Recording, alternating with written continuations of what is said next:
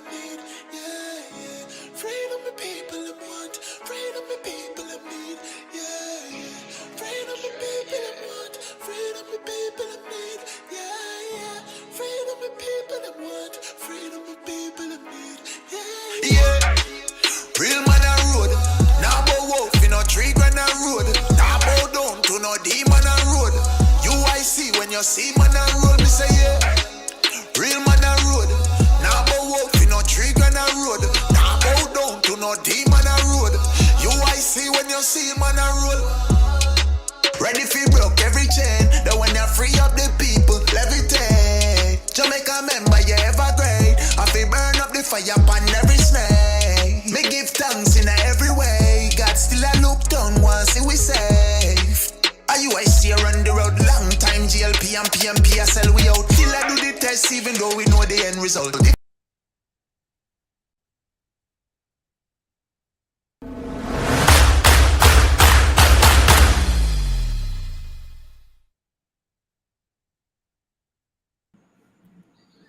Hello, good evening, and welcome to another edition of UIC Liberty TV. This is Joseph Patterson, President, and today we're going to have a very lively discussion. Our topic for today is MEK we talk, the MEK we fix Jamaica, and it's young people talk. So we're going to be talking about issues that affect all of us as Jamaicans, but we want to get a young people perspective. So we have a group of young people lined up for you here today. We're going to share with us their thoughts, their concerns, and even their recommendations. Can you imagine? Some of them 17-year-old are going to give us big people recommendations for how we can fix up them country. The fact of the matter is Jamaica is freedom country as much as it is your country and mine. And in fact, the decisions that we make, the decisions that my parents made and my grandparents affected me, and the decisions we are making today will also affect them. I recall when I left UTech in, what was it? I think 1993 or somewhere thereabouts. I had 4 job offers, and I had no problem getting a reasonably good job at the time. One of them was a job as an engineer at the Bureau of Standards, and one was at the sugar company as an instrument engineer. And another one was as a teacher. And I tell you the truth, I felt a lot of hope. I felt like I was going to be able to do great things. But today, when I look at the situation, many of our young people are not able to find jobs appropriate to their qualifications or competences or desires. So today we want to talk with them about how they feel about where the country is, and what they'd like to see in the near future. For some reason, I'm not able to see my chat tonight. I normally was able to see all of you who are on, so I'm going to have to find a different way to see who's on and who's talking to me right now. But good evening to all of you, while I try to jump on another device and see if I can see clearly who is on the live right now. So give me 1 minute to bring up another version of the technology. Here we go. So I'm seeing Charity Tricks Free, and I'm seeing Alan Scott. JMH, I want you on, because you're also 17 years old. Could you please send your contact information to the number on screen? Let me give it the number on screen. Send your contact information here, so that we can get in touch with you, because you should be somebody on Young People Talk. I also see AZ Truth, and I see Supreme TV. Big up to all of Uno. Glad you could make it. Carlene, good evening to you as well. I wonder if that's Carlene from the UIC. If it's you, even if it's not you, big up. Glad to see you on.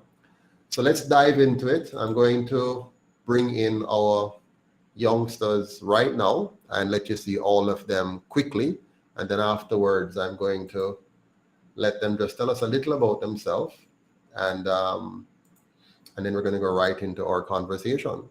So first on the chart, everybody knows Naika. Say hello, Naika. Hi, good evening, everyone. So sorry I can't be on camera today, but nice having you guys here. No problem. And I'll tell you the secret. She's getting her hair done and she don't want it to see all of that. So thanks for being on, Naika. We're always happy to have you. Naika is our treasurer. She's 22 years old and she's doing a phenomenal job. We're very happy to have her. And she's going to make a tremendous chartered accountant. I'm going to bring on also now, I keep messing up the pronunciation of everybody's name, but let me hope I can pronounce the name properly. It's Adriana Pinnock. Yes, Welcome, Adriana. How are you? I'm fine. It's a pleasure to be here today. Wonderful. Could you tell us a little about yourself in 30 seconds? Who is Adriana? Okay, so I am a dancer, a singer, oh, creative, athletic. I like sports, football, basketball, tennis, table tennis, cricket, everything. I like running up and down, as you can see. Yeah, I like being productive. I'm a very productive person. I like to work. I don't like sitting around doing nothing. That's pretty much it. Wonderful. And if I understand correctly, when you finally grow up, you're going to be a computer scientist, right? Yes, yes, I am. And you're what, in sixth form now? I'm going into sixth form. Going into sixth form. Wonderful. Well, all the best to you on that. I'm going to bring you back shortly for some more Thank you, conversation. sir. Welcome. We also have with us in studio virtually, and I hope I get the pronunciation right now, Natasha Evans. Yes, that's Got it? right. Good evening, Wonderful. everyone. So, my 30 name is seconds. Tell Natasha us, please. Evans. I like reading. I enjoy sciences a lot. Like, science is my favorite subject. Read a lot. Um, well, sometimes I play table tennis, but I'm not really that much into sports. So, yeah. And Natasha, you're going to be a neuroscientist, I want to be a neurosurgeon. neurosurgeon. So you're going to work on the brains of the nation. Yeah. Wonderful. Looking forward to that. Not my brain, but for some others. Welcome. All right. Let's welcome on screen Adil Campbell. Mr. Campbell, how are you doing, sir? Good evening. Good Um, evening. as you already said, my name is Adil Campbell. I'm 17. I attend the Women's Boys School. I'm one who is rather less interested in things like the hard sciences, but more of an arts individual. I like literature is in English. I like writing. I like learning new things and having intellectual conversations and things like that. Uh, I belong to Apostolic Church. I like to be involved and I like to administrate. Yeah. All right. Well, wonderful. And if I remember correctly, you're going to be a lawyer, no, so. Yes. All right. So when I get into trouble, I'll know who to call. What kind of I lawyer hope you so. plan to be? What kind of lawyer you plan to be? What area? That's yet to be discovered, but Okay. highly not a criminal lawyer. Not a That's criminal all I can lawyer. say. All right. Wonderful. So you might not be able to defend me then, but no problem. Thank you, sir. Welcome. Let's hear now from Mr. Rashid Brown. Welcome, sir. By the way, Yeah, hello, I good don't know why, evening. but somebody, a little birdie, tell me that Rashid is a gallus, but that might not be so. Go ahead, Rashid. Um, well, hello, good evening to everyone. My name is Rashid Brown. I'm aspiring to go into the field of designing. I am very much into designing, such as software design, software development, architecture, civil engineering, anything that does with the construction and building of something. I tend to like to see something come into formation. All right. Wow. So you are the future architect of a new Jamaica, isn't it? Hopefully. Wonderful. Welcome, Rashid. Welcome to Thank you all very of you. much. And so, what we're going to do now, I'm going to bring you all on so that everybody can see you all on screen at the same time. And then we are going to begin our conversation. And the way we're going to do this conversation for the benefit of our viewers, we're going to take a look today at the news, what has occurred in the news today, and we're going to talk about what we have heard and seen and give our perspectives on that in the context of good governance. But let me take a chance and ask quickly, any one of you can volunteer to answer this. In your mind, what is good governance? Or maybe start with what is governance? What do you consider governance to be? Who wants to take the first crack at that? What is governance? When you hear the word governance, what comes to mind? Well, I think of in terms of the direction of a nation, in terms of preserving a society in which people feel safe and feel as if an administration is doing what they need to do to protect them. All right, very good start. Thank you very much for that, Adil. Anybody else want to take a crack at it? Okay, so I'd say the way how one manages the country and its people. Oh, Yeah. the way how one manages the country and its people. Thank you, Adriana. Adriana, sorry. Yes. Anybody else want to take a shot before I Yes. When I go I think ahead? of think governance, So ladies no, go first, ahead. go ahead, Natasha. when I think of the word governance, the first word that comes to mind is government, and the government has to do with like engaging people, directing the country towards being better and more wholesome. Wonderful, thank you. Rashid. Yes, I think governance is all about things such as the strategic policies put into Mhm. place to build the economy better for the future generations, and not more about the current state of the world or the country at that matter. Okay, wonderful. So when I think of governance, what I think about is the need to have rules and institutions about how we relate to each other to ensure that our rights are fully protected.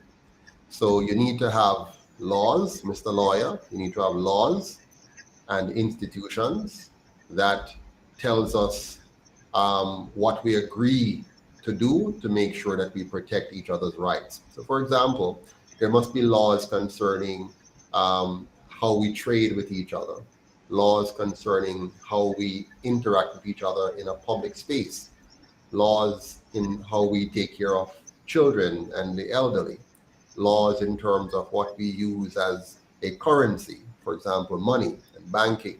So all of these laws combined give us a system of governance.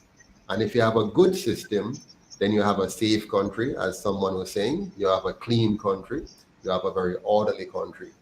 If the governance isn't good, you end up with a unsafe country, a very unclean country, a very disorderly country, and you find that your economy doesn't work efficiently or effectively.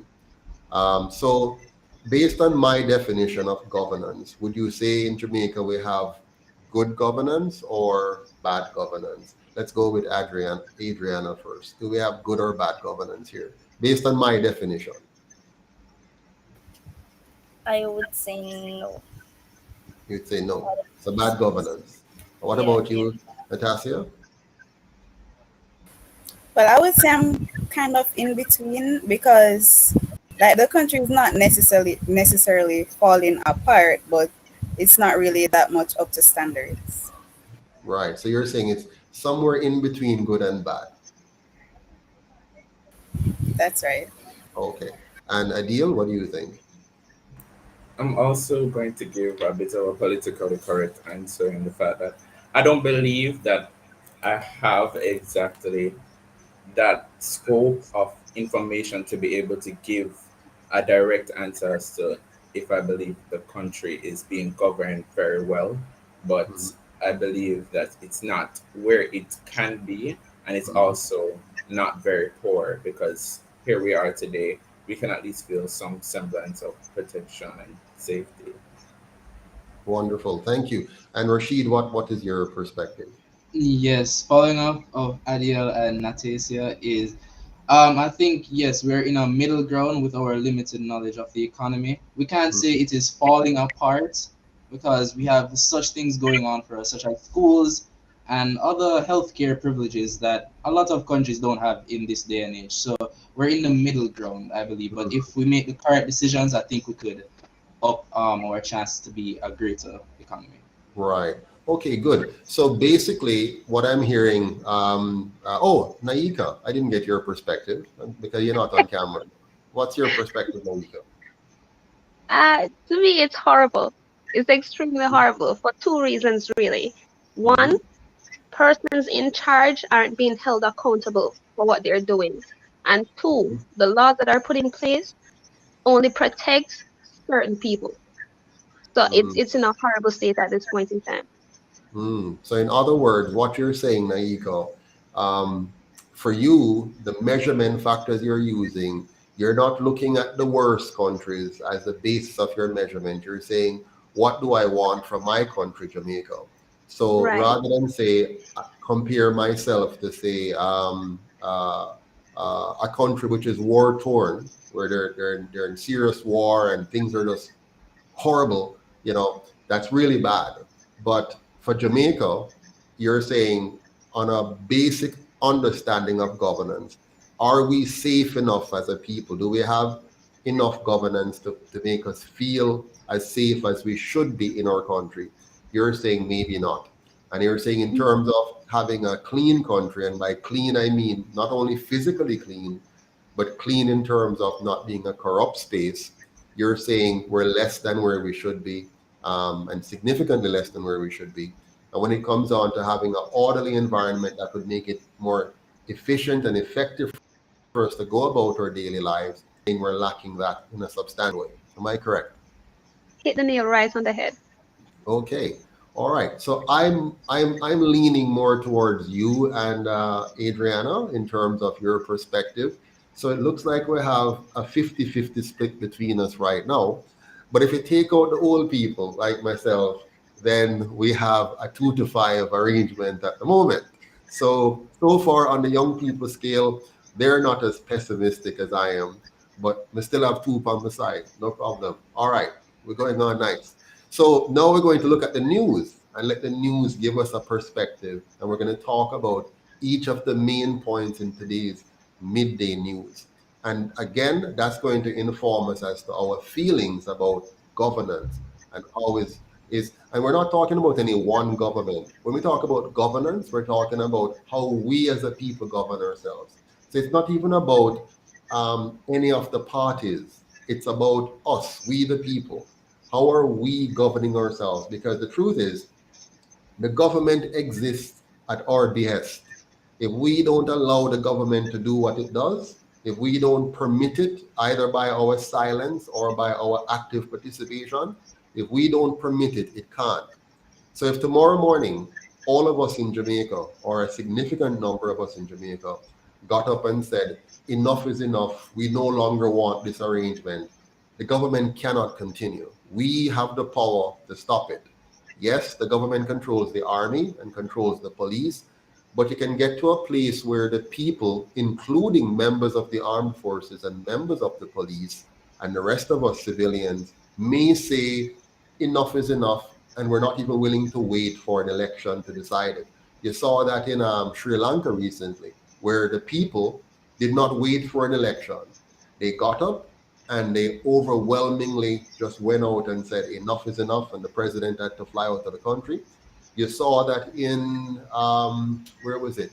Japan, and also in this country in Hong Kong, when the communist China was trying to change the rules in Hong Kong from a democracy to more of a totalitarian state. And all the people came out, 2 million of them came out on the street.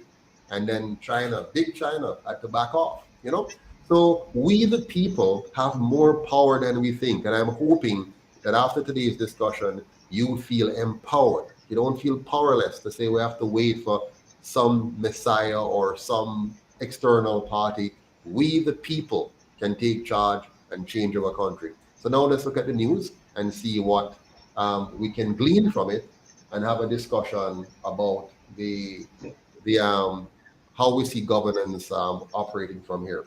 So I'm going to have you all leave the studio for a little bit, and Naika will manage that, and we'll just play this. I will stop it at some point, and then we'll talk about some of it. All right, here we go.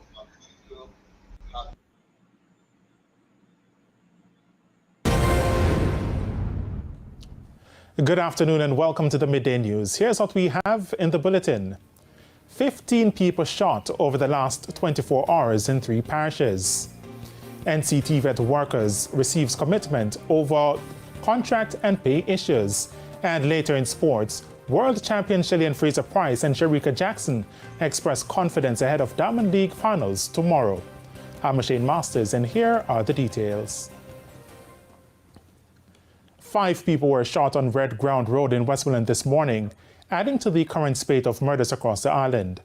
Of the 5 shot, 2 have succumbed to their injuries. Information to our newsroom is that the group of men were at a bar on Red Ground Road, otherwise known as Fire Station Road, about 9 o'clock, when men armed with guns pounced on them and opened gunfire.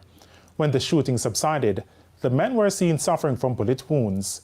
Now, up to news time, the police were still on the scene. However, they have not released the identities of the dead men and have not established a motive for the shooting. Okay, so let's have a quick chat now on how you feel about what you have just heard. And so Naika, bring back everybody for me, and let's have a quick review of what you have just seen and heard. And basically, is this commonplace in Jamaica from where you're sitting? Do you hear this kind of news on a regular basis in your daily life? And how does it affect you as a young person in Jamaica? Beginning with Adriana. Okay. Hello again, everyone. So, as a young person, it feels extremely bad that I hear this news so often. It's become like second nature to hear it. Like hearing people being shot, hearing about the crime and the violence. I'm so used to it now. It's like it doesn't affect me as much as it should, and I see that as a bad thing. Yeah, that is a serious thing. So basically what you're saying, Adriana, is that what you're saying is that we have become socialized and normalized in this. It's now a part of our culture where we are no longer emotionally impacted the way you think we should. This has become a normal part of our lives, but it's not normal. It's not something we should accept, but we have now made it a normalized part of our living. That's what you're saying? Yes, that's exactly what I'm saying. Okay. Let me hear from Rashid on this. Rashid, what do you think? It's actually horrific when you look at it as that the people who are supposed to be protecting us are the ones to start violence against our own people. And then it just stirs up this kind of reaction in the society to not trust the police, again, the people who are supposed to protect us. So when crime ensues or other problems start and everything starts to chase in a big circle, you can't go to any authoritative figure to really secure yourself because you don't know if they're going to turn on you. Who knows? Maybe these men had minding their business one day, or maybe it's just a gang rivalry and the police wants to end it in a brutal way. We don't know. And the fact that the media covers it up instead of introducing us to that light, it's really hard to trust the people who are in authority than to just trust the people and think that the people were right all along. So it's a really horrific scene to even listen to. You know, Rashid, you've touched on some very important things. And by the way, I'm really impressed by all of your intelligence. You've touched on 2 key things. One is whether or not you can trust the authorities. And the other thing is whether or not you can trust the media. And built into all of that, you're speaking to the issue of also the lack of investigative journalism. Like we just get the news generally, but they're not taking us beyond the headlines. They're not digging into it to kind of give it context and tell us what's really happening here. So you feel like something is missing, which, by the way, you're 100% correct. And on top of that, you are seeing a lack of the authorities being in charge. It's almost as if the criminals are in charge, and those we have elected and employed, whether it's the government, the politicians themselves, or the public sector workers that work in different government agencies, including the police and the high command of the police, you're feeling a sense of them not having a grip of it. As a matter of fact, when you watch the next section, you're going to see clearly that you're correct. But let me hear from Adil. Okay.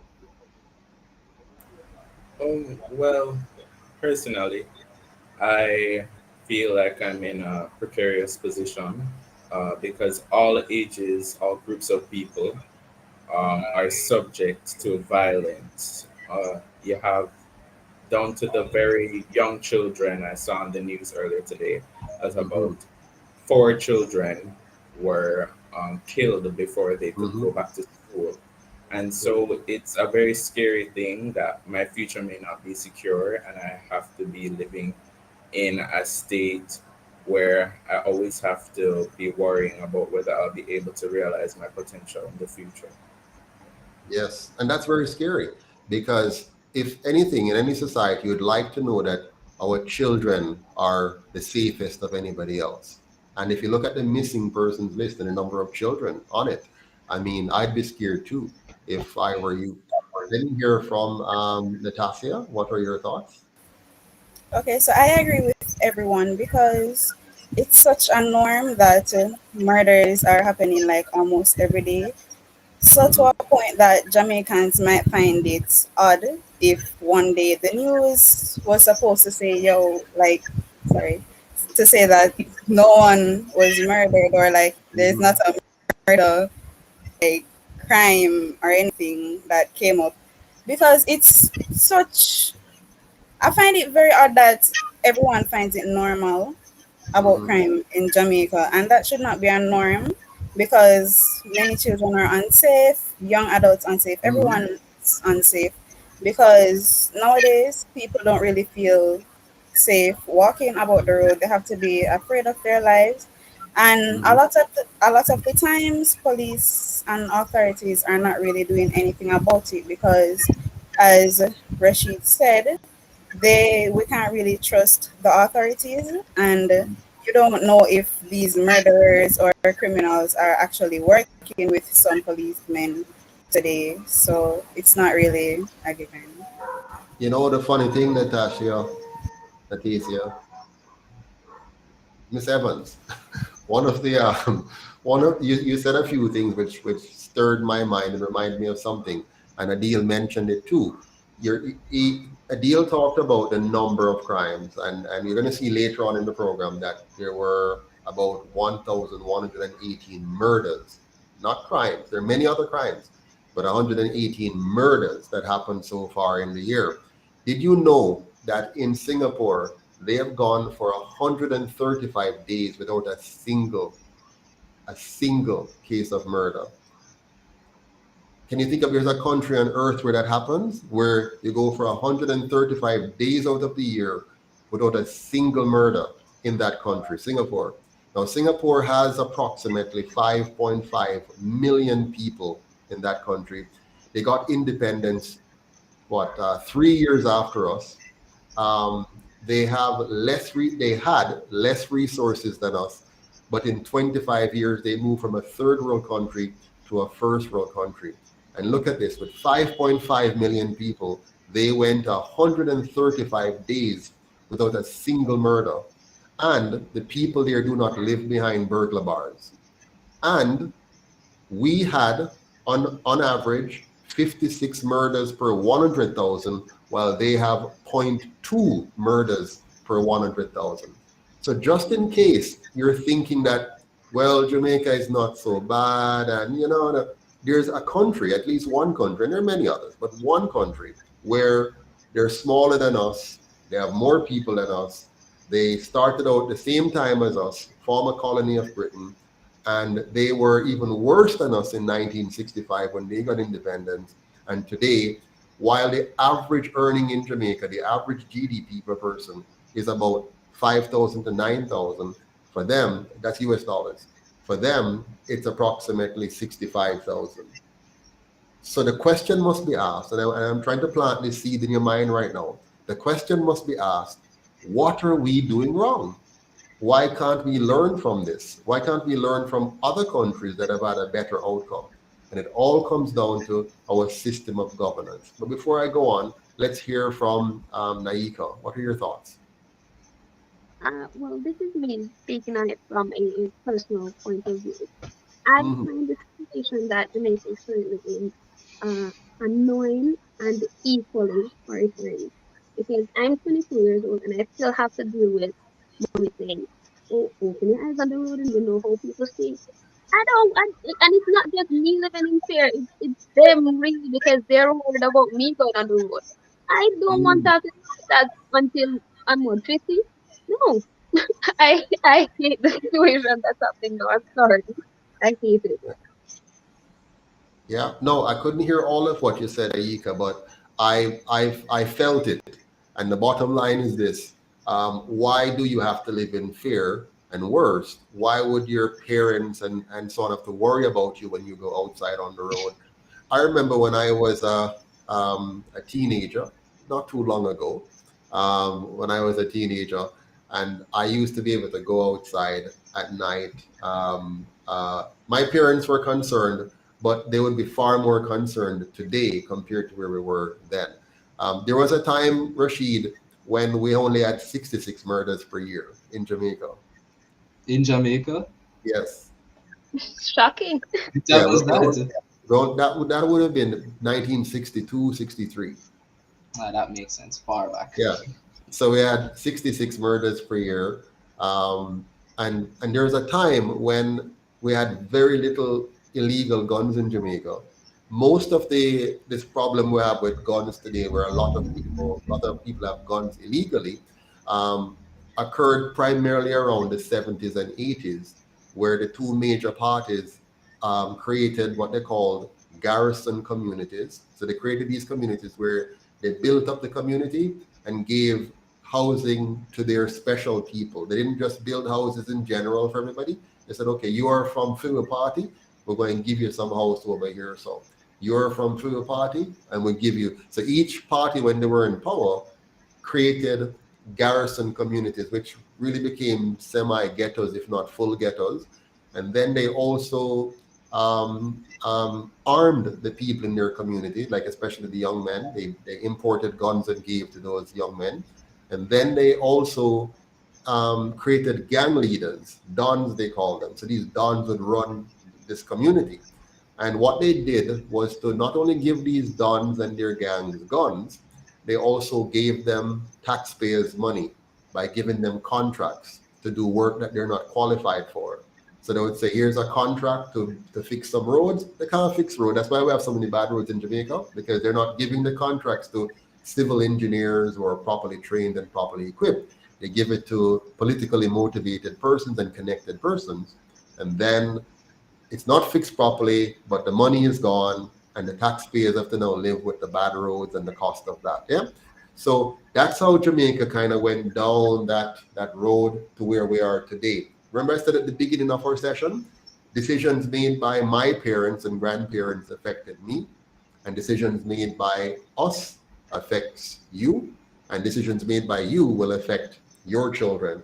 So the Jamaica you see today is the cumulative impact of those decisions that were made from the first time we had an election. Let me test your social studies skill or civic skills. Who remember the first year we had elections in Jamaica? The first year that we had an election in Jamaica. The first year. I didn't even know if I was born back at that time. I only know the year of suffrage, universal. Which was? What year was that? I think that was 1944. No wonder you're going to be a lawyer. So you are so correct. So the year of the first election that was held in Jamaica was in 1944. Now, I don't know which of you are the math brains in here, but how many years ago was that? Who's the math brains? How many years ago did we? So 78. Wonderful, Mr. Rashid. Well, we know the lawyer don't know math, so don't worry a deal. We understand that. So Rashid, who is going to be the architect, must know maths because physics and them thing is important to him. So yes. 78 years. So Jamaica has been under the leadership of two parties for 78 years. So whatever you see today, they are the architect of that. And many of them were lawyers. For example, Norman Manley, the first premier, was a lawyer. Bustamante was was more a gangster, really, in my opinion. Not well educated in terms of school, but he was a street educated person. Very, very cunning, very tricky, very, you know. So those two cousins started things off for us. And you notice they were actually not quite black. They were more light-skinned, closer to the European look than the African look. And so they got the special blessings of the colonial masters to create the two parties that we have and to lead us. So from 1944 till now, Jamaica has been led by those two. And so they shaped the Jamaica you see today. So the culture you see today, the institutions you see today, the laws you see today, the social norms that comes out of that, the level of safety, the level of cleanliness, the level of order that you see in the society, the economy, the jobs availability, our trade relations with the rest of the world, our ability to export or inability to export, our exchange rate, they have influenced all of that to this point. So now, let's take another look at the news and see what else we can glean from the stories today. Let's begin.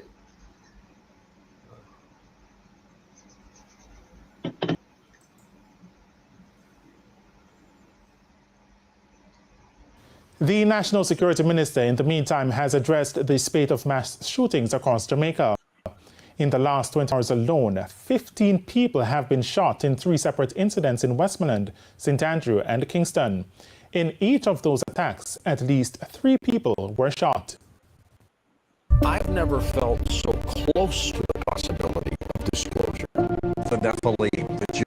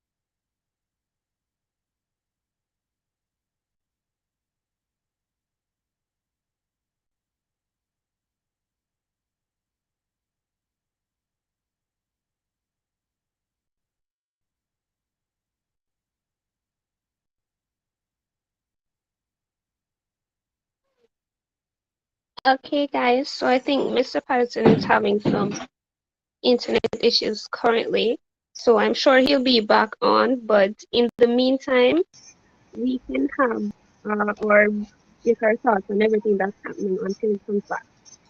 All right? Good afternoon, and at least 3 people.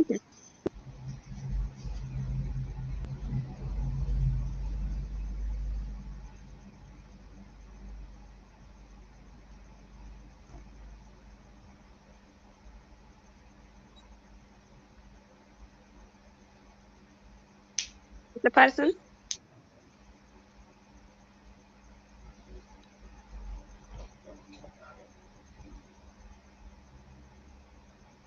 Play the video. We're seeing the screen, but nothing is being played.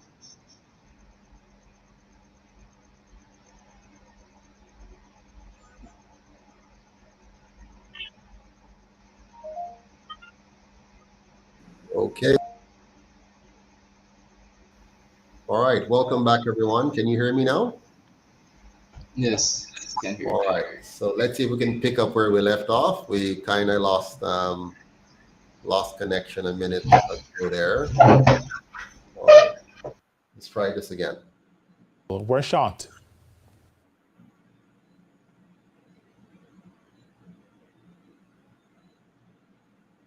As the police become more effective at the killers, however, we find that they are changing their tactics and in fact are becoming far more brutal.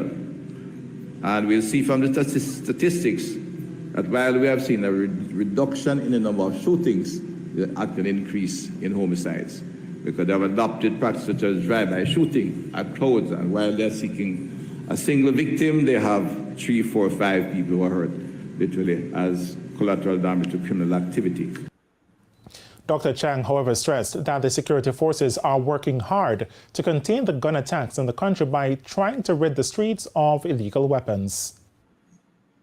The security forces seized upwards of 625 firearms annually, and based on the firearms seized so far this year, they are well on course to surpass the 703 firearms that were seized in 2021. Police Commissioner Major General Anthony Anderson says the police are aware of a growing concern about safety in schools. He says while he recognizes that discipline in school is an issue for the school's administration, there are 211 trained resource officers who provide support to schools across the island. He says they've put special focus on schools that are more prone to violence. In addition to our efforts, we want the parents and community to participating in ensuring that our children are safe. We must have the conversation with them about conflict resolution. In terms of major crimes, at the end of August, there was a 2.7% increase in major crimes over last year. Murder was up by 6.1%, or 58 more when compared with the corresponding period last year. The majority of murders, that is 71%, were gang-related, while another 15% were attributed to interpersonal conflicts. Commissioner Anderson also says murders that result from interpersonal conflicts are often cleared quickly because suspects are already known. There's a 6% decline in shootings, and rapes have decreased by 16%. However, robberies are up by 15%, and break-ins are up by 7.8%. As indicated in our last press briefing, we were in the process of acquiring additional mobility assets and training additional quick response motorcyclists in response to the robberies and break-ins. These initiatives are just about coming on stream, and as the process continues, we are also employing technology and intelligence to target known perpetrators. Now, it's important to note, in every moment, you have a choice to go with the flow or to resist. One causes suffering, the other causes joy. that analysis of the data shows robberies are down 22%, whilst break-ins are down 24% from pre-COVID levels. In formulating our strategies, it's important that we look at the pre-COVID circumstances and not just the last 2 years where movement restrictions were in force. Our initiatives now are designed to ensure we do not get back to even the 2020 levels, but continue the downward trend. 4 children of Canadian nationality who were... Okay, let's pause it there and have a quick chat about what you have just heard. Who wants to kick it off and give us their perspective on what you just heard a while ago? I'll begin by saying this. One thing is clear. It goes back to Rashid's point earlier on, that it appears to me that our authorities are not in control. They're not in charge. They're talking, but it's like listening to some children trying to figure out what to do with a complex calculus problem. What are your thoughts on that? Who wants to go first? Natasha, Natasha. Okay, well, hearing about how 15 different people were shot in just 3 different areas, I feel like that's sort of depressing to hear. Like, and when they mentioned that majority of the murders were based on personal conflict, I feel like the people of the country can do better than that, because what happened to like talking of things and having a civilized conversation that you have to turn all the way to murder to kill someone? just because of a conflict that you're having. Yeah, absolutely. So in your takeaway from this is that you're not hearing solutions here that make sense. You're simply hearing more bad news after bad news.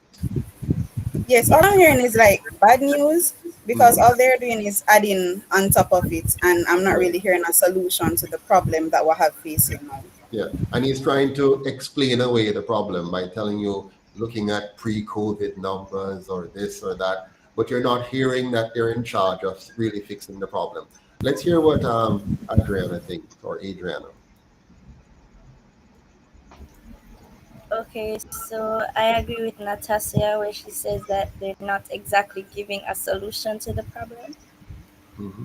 And also where she says that like things can be talking out instead of immediately turning to violence. Like Mm-hmm. I think everyone should at least have someone to talk to or reason with before they just go out on their own and like just do random things hurting people in that way. Mm-hmm. And like just having people, when I say talk to people, I don't mean like just people who are like them, but Mm-hmm. people who think reasonably and will at least say, excuse my language, but talking in Jamaican way, bro, don't do that. Just letting them know that listen, that's the worst option you can go with. Like find Mm-hmm. another way to fix things, and yeah. So Yeah, there's some way well, I to come guess to an agreement. That's basically what I'm saying. so. Basically, their education has failed them. The system of education hasn't given them the tools to deal with conflicts, and Yes, the society they're living in hasn't given them a reason to be afraid of the consequences if they pursue conflicts. that also. Mm. Communication is a must in today's life, and I think we are Mhm. failing in that aspect. Very much so. Adil, your thoughts? I just think that there are so many issues right now that there has been like a backlog that has been created in terms of there are a Mhm. lot of things for the government to grapple with now. So they, uh, whatever they say is gonna be really difficult for them to turn the situation around because you have things like you have the communication issues as they presented, you Mhm. have social issues like who doesn't want to report to the police Mhm. about who they might have who they thought might have committed the crime because of stigma or because of fear for their lives. So, and the judicial system in Jamaica, in terms of its development and swiftness in prosecution and things like that, are Mhm. all issues that are faced. So, we're not going to be able to see these criminals being delivered justice as swiftly as we want them to. So, in terms of that, we're going to have to do a lot of work to turn around this situation. So, Adil, what you're really telling us, as a 17-year-old, you're identifying for us that we have a total collapse in our governance model. Our justice system isn't working. Our system of policing isn't working. Our education system isn't working. Our parenting isn't working. My God, what is there left? So basically, from cradle to the grave, we have messed up our ability to deal with problems. We have not, or if our school system are saying enough citizens of your caliber. I don't know if you know this, but over 70% of our students fail every year. Did you know that? So for every 10 student who graduates, a minimum of 7 are incompetent, unqualified, and unprepared to be a decent citizen in Jamaica. So you guys are the creme de la creme. The 5 of you here, you are the best of us, because there are a lot more graduating every year that will lack the communication skills, lack the analytical skills, lack the reasoning skills, lack the computational skills, lack technical skills and competencies that you need to be gainfully employed and productive. And so our education system produces a 7 out of 10 failure every time. Those are the persons among the other 3 that will also have children and must now be parents. So they have to be able to, properly advise their children, properly discipline their children, properly encourage and motivate their children, and they won't have the skills to do that. Now just multiply that by 1 year, 2 years, 3 years, 4 years, 15 years, 50 years, 70 years, right, of continuing that. So we have a problem. And then now when the child gets into trouble, the police is not equipped to deal with them properly.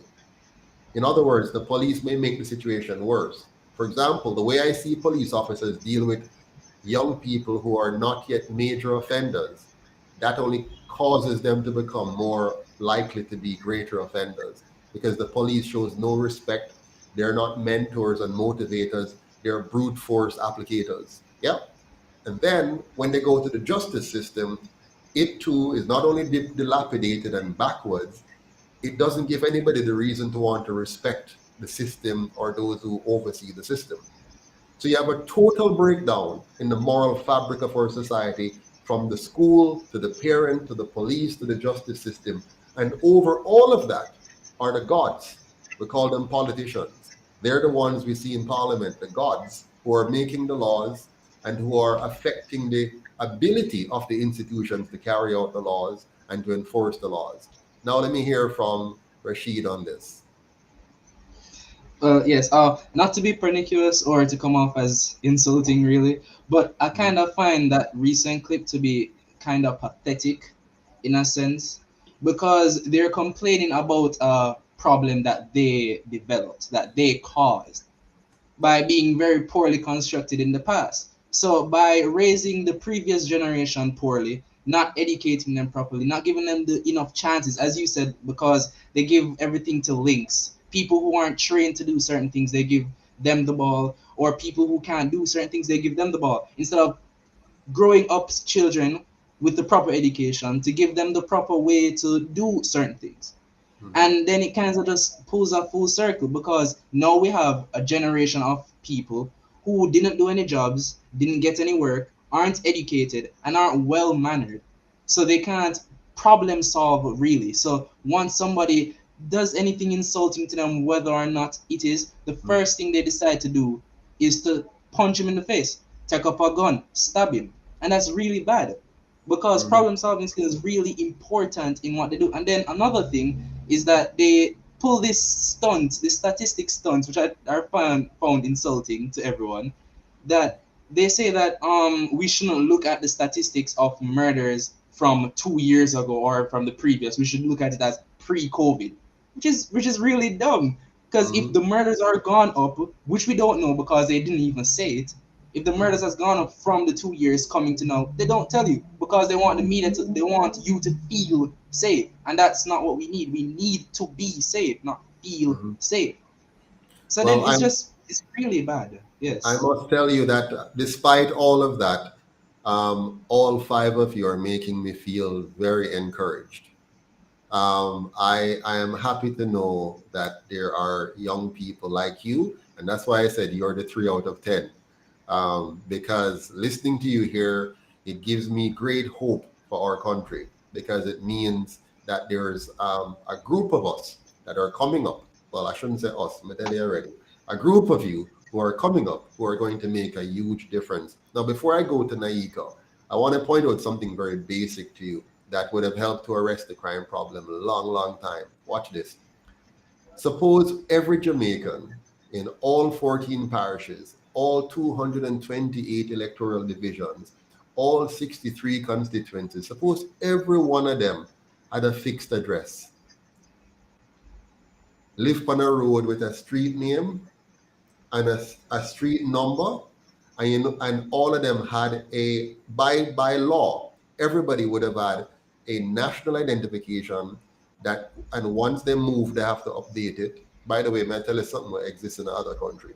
Once you move, you have to update it, and it says, Rashid Brown lives at 123 any street in Kingston, this area code in the Kingston. So we know exactly which quadrant of Kingston you live in.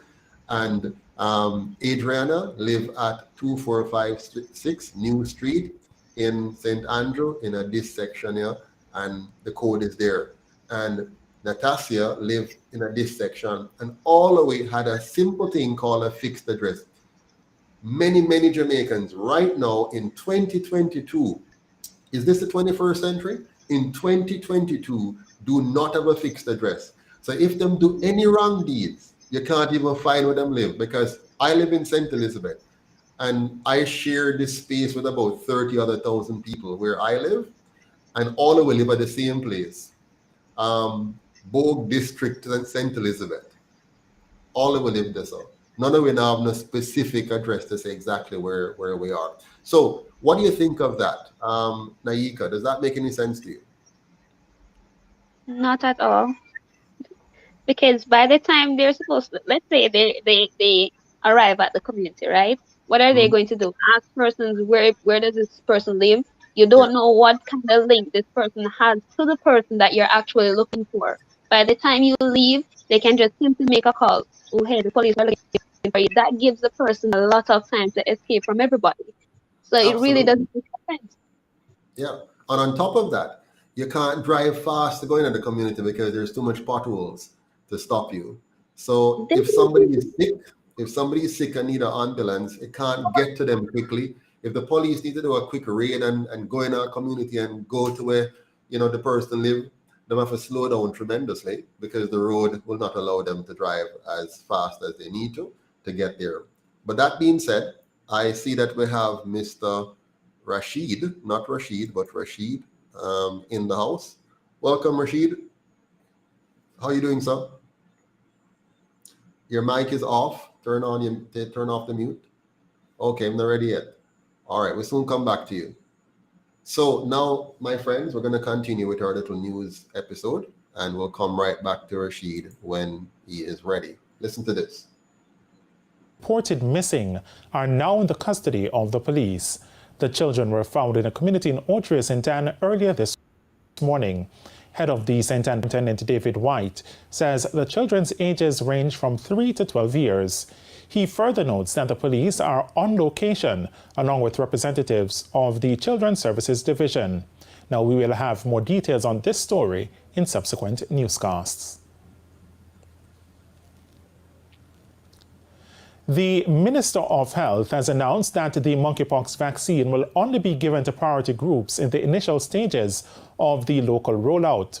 They will include the sexual partners of confirmed monkeypox cases or healthcare workers who were not wearing protective gear when they came into contact with a confirmed case. The decision was taken by Cabinet due to the challenges involved in sourcing the vaccine. The vaccine, once in country, will be administered to only persons who come into close contact with a diagnosed patient, with someone who contracted monkeypox. So persons based on the contact tracing who would have been exposed to an individual with the virus, which is why it's called post-exposure prophylaxis, as opposed to pre-exposure. Dr. Tufton told Parliament Tuesday that Jamaica should get a very small supply of the monkeypox vaccines at the end of September. But after that, the country is unlikely to get additional doses of the drug before 2023. Manufacturers of the smallpox vaccine that has been shown to be effective for protecting persons from monkeypox have supplied limited amounts to the market, and as such, only approximately 3,500 doses of the vaccine have been promised to us. We can't get it to buy. It's not on the open market. It is to be noted that we may not receive this amount as the supply of the vaccine is in high demand with very limited supply, and Assalamu alaikum. 10 million Afghans are on the brink of starvation. So we're in a line, basically. Other countries, particularly more powerful developed countries, tend to be, as has been the case in the past. Now, 45 persons are currently in quarantine after being identified as close contacts of confirmed cases. So far, Jamaica has recorded 7 confirmed monkeypox cases. of engagement, we normally issue the quarantine orders when persons are released from hospital to go home and stay put in a safe space. Given the first case of the diagnosed case of the individual leaving without authorization from the MEK hospital, we have adjusted those rules where the quarantine order is imposed immediately in order to just be absolutely certain that persons will comply. Jamaica could soon see its first Center of Excellence with special focus on early. All right, let's have a quick chat now about what we just heard from the health minister. He spoke about a number of things. He spoke about the monkeypox. He spoke about access to the vaccine, and he spoke about Jamaica's standing in the line and so on for that. I don't know how much you all know about the monkeypox issue, but you might recall the last couple of years we were on the other pandemic issue there, and we had some serious problems. And you might have seen in the news that on September 22nd, I was arrested because I led a march or campaign downtown, about 500 persons, in opposition to the government's approach, which was quite draconian and one where they sought to implement mandates or dictates as opposed to empowering the people to make decisions for themselves. Now, the UIC's position then was that government must do three things when you have a pandemic, three basic things. First of all, it must ensure that it is inclusive. So when you have a pandemic or a major public health emergency, don't make it a political issue, make it a national issue. So you try to divest yourself of all the partisan political element and create an inclusive thing. So what I recommended to the government then was to form like a war council, a national medical emergency council, where you bring together the heads or the leaders of all the major political parties. You bring together the heads of the major civil society groups.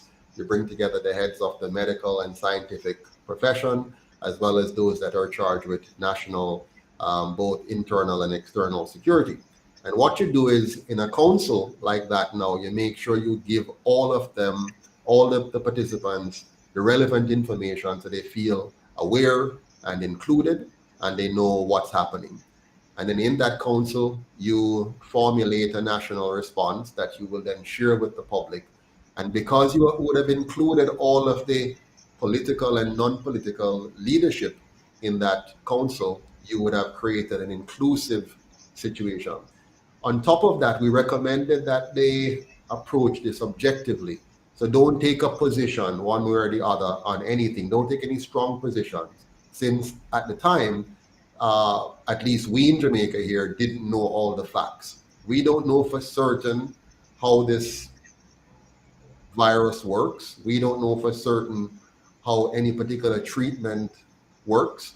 All we're hearing is something coming from an external party that says, we understand it and we know the best treatment, and we we are trying to coordinate a massive approach that will push everybody into one particular solution and one particular direction.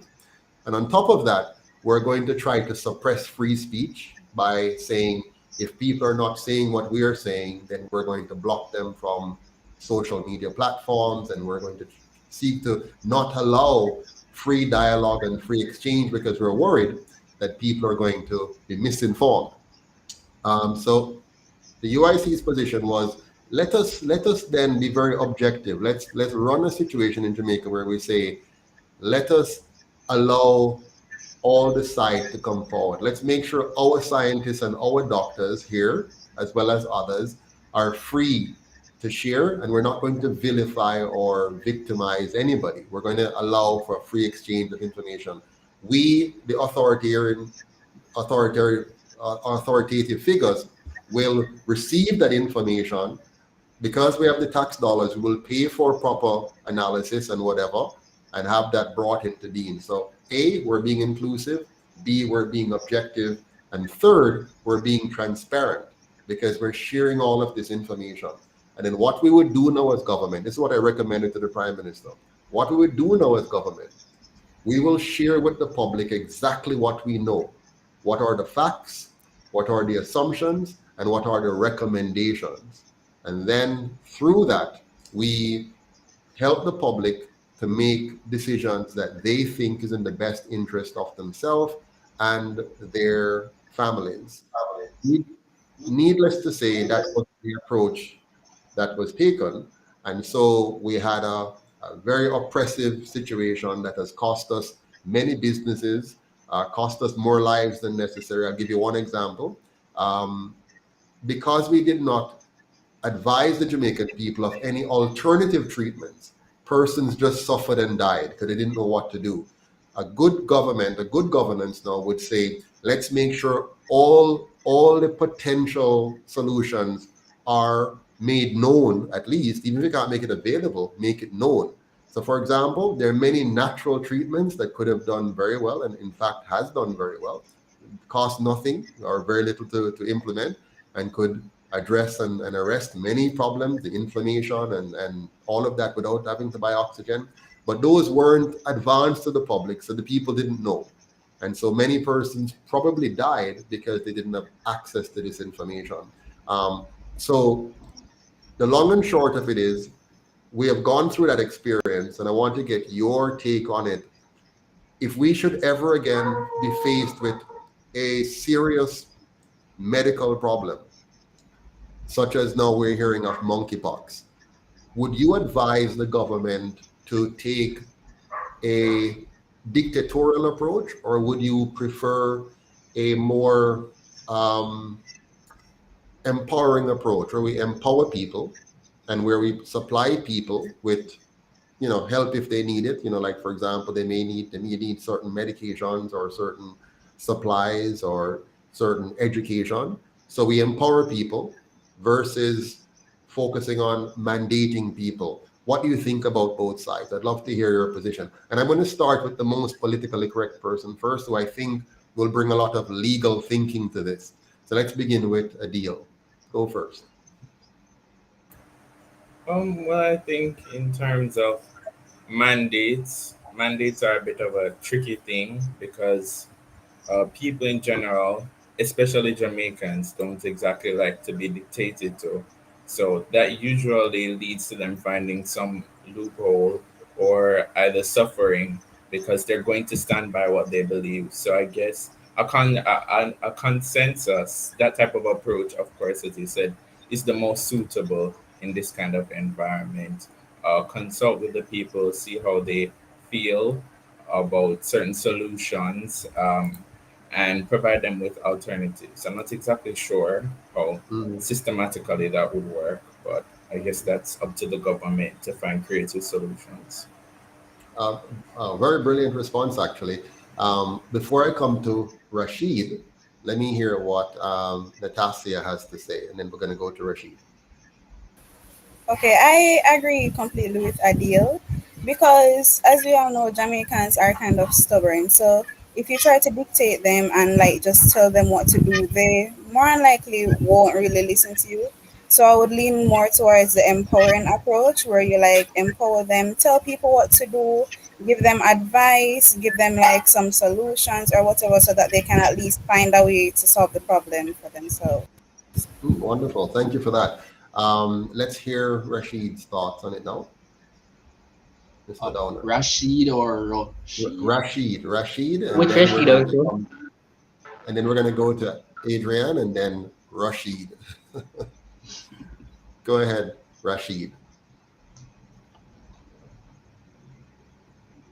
Rashid, it's your turn. So I think you're talking about me. There's two Rashid here. My here, right, Uncle? Yes, you're free. So personally, I'd have to agree with my team, with what Adele said. Mr. Campbell, let me just be professional. I agree with what he said. But personally, as it pertains to the approach, First, let me just touch on the topic about the monkeypox thing first, and then I'll come back down to where we're at now. So personally, I think if there was more transparency, it would have been something more key for us to know exactly what it is per se. And then I have a feeling that within a couple weeks they're going to be pushing in the agenda that monkeypox vaccines are also mandatory like COVID-19 vaccines. So I have a feeling that within a few weeks they're going to be pushing in that mandate. So I think more self-taught and people knowing more about what is going into these stuff, that is going through our bodies. Um, but yeah, I have to say I agree with what Mr. Campbell say. Thank you so much. Much I think that. appreciated. Okay, so Adriana. Okay, so personally, I would go with the empowering approach where we can speak to the people and let them know exactly what they are getting themselves into, because making it mandatory and just telling them that you must take this, like you can tell them what they're taking, but it still doesn't exactly make them want to take it. You're gonna have to motivate them, give them an actual reason, because like when COVID was in COVID, and they basically told us that we had to take it. It wasn't working for most people. I personally, I didn't want to take it, but they made it mandatory. No, yeah, But you I don't still have didn't to, do and it. don't reveal your personal decision, but Oh, yes, sorry, go sorry, ahead. sorry. Yes, no, that's fine. Go ahead. But it's it's better to empower people and like give them advice and let them know exactly what is going into their bodies instead of just telling everyone that they must take it. That's my view Yeah, on it. thank you for that. Let's hear. And by the way, there's an element to this that I want you to keep in your mind. It's one of the elements that the UIC is very big on, and it's the element of protecting your individual sovereignty. We believe that you are a sovereign entity. So the government can make laws and make decisions, but it must never violate your personal sovereignty. And one of your key three things in personal sovereignty: you must have exclusive right to your life, exclusive right to your freedom or liberty, an exclusive right to your property. And one of your property is your body. So nobody should say what goes into your body. They can make a recommendation, but they don't get to say what you put into your body. So life, liberty, and property is a personal domain. You must have full control over your life and the liberty to choose what you do with that life, provided you don't use force or fraud to infringe on the life, the liberty, or property rights of others. But let's hear what Rashid has to say, and then we'll go to Naiko on the Yes. mandate versus empowering. Go ahead, Rashid. Yes, I agree with everyone on the empowerment idea, which should be a no-brainer question considering the past years with COVID-19. As we can see that history is repeating itself. Going the way that you're going to dictate to the public what they're supposed to do, I guess it could have worked if done properly. The problem that they had is that they dictated what they should do and not why they should do it. So they didn't explain the threat of COVID-19 and explain the threat it has upon the people. So just hearing the government telling you that the government that they don't trust, by the way, hear the government tell you that you should take this in your body, this in your body, that in your body, it causes a kind of uproar between other people and a lack of trust between the people and the government. As a recent clip with the prime minister, he was taking the vaccine, and the comments were riddled with people not believing that he actually took the vaccine and that he's trying to kill us, which is poor. And then that kind of circles around and snowballs into people basically taking COVID-19 for a joke, having parties, having a trend calling we outside. Everybody will go party there, party here, them even videoing themselves telling the prime minister that them can't lock them up. And then it's just really bad because there's a lack of trust. So if we be more transparent to the public and kind of explain to them this and that, the third, and first of all, we shouldn't be taking everything from overseas willy-nilly. That is a very poor decision, especially that it was donated. Unless we are such a good country that we have been nice to everyone that they can donate a vaccine to us that's going to kill the monkeypox so far and not sell it to us, it's kind of calls for speculation in that matter. But that's not the question. But empowerment is key, I do believe, due to past history with the COVID-19. We don't want a repeat of that 2-year lockdown. Thank you very much. Well said. Now, earlier, Rashid, before I go to Naika, you mentioned something which I wanted to come back to. You were talking about how the government, and that means all politicians over the years from 1944 to now, they present problems as if they didn't create it. So you often hear them talk about the problem, and it's like they just woke up one day and the problem appears, as opposed to telling you, I'm so sorry, we really messed up. I've never heard them say that, by the way. I've never heard any of them come and tell us, I'm so sorry, we really messed up, and here's now the problem we have created, and we need your help to solve it. So good point there. I wanted to just bring that in again. I also wanted to pick up on something you said there, Rashid. You're suggesting that maybe the solution that is being advanced could have been advanced through a mandate if they had focused on explaining the problem properly to the people. But I want to differ with you. I want to suggest that there should never be a mandate. So what you're always going to do is respect the sovereignty of the individual. Like, you always want to respect a person's individual right to choose within the context that if they, whatever choice they make, they do have to live with the consequence, right? Whatever choice you make. And also that that choice does not empower you to violate another person's right. So you don't violate somebody else's right to their life, to their liberty, or to their property. But you don't want to ever give a government, whether it's run by me or anybody else, you never want to give a government carte blanche power to just get up one day and decide that they think this is best for you, and they're therefore going to force you to take it. For example, I got the virus. I got sick, very, very sick, actually. It was most painful. I've never had a flu like that in all my life. And my treatment was 100% natural, like total natural remedy, nothing at all to do with what they recommended. I found all the basic things you should do, very basic things about how my body works and what I need to do to make sure I arrest the problem as soon as I became aware that I contracted the thing. And then I did all the steps naturally. And yes, I don't know how fast it would be if I took some other solution, but within 3 weeks, the first week when I discovered and the pains and everything, and then the next 2 weeks after that, I was perfectly okay, healthy and strong. And because I'm a rebel, so to speak, that's what they call people who don't follow what they want you to follow. Because I'm a rebel, I was never following any of the protocols that they had put in place, except that I lived my hygienic life like I normally did. I washed my hands normally because it's a good idea to wash your hands, and to be clean. And if I'm coughing or somebody's coughing, I stay away from them like I would normally have done anyway. And I try to live a decent, ordinary, helpful lifestyle.